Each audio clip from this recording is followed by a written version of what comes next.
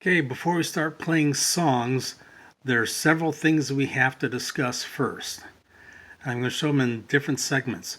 First, we're going to start with how you have to sit and how your hands have to be for playing piano.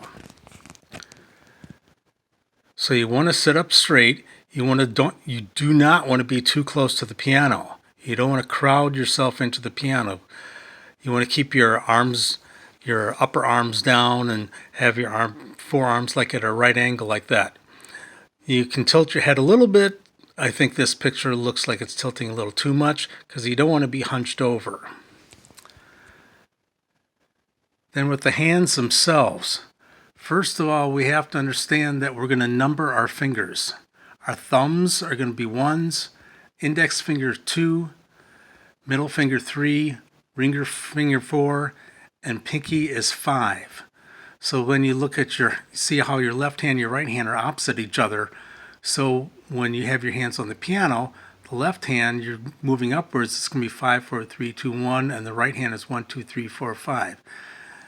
This sometimes causes a little confusion, but as we get going, it'll make more sense.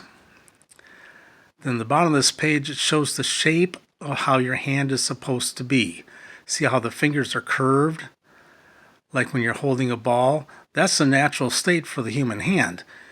But sometimes when we start playing instruments, we do strange contortions for our hands.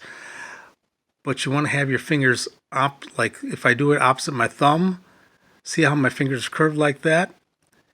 And look what joint's moving, the joint closest to my hand. You never want to do that, where your fingers are bending backwards. That is the opposite of what you want to do.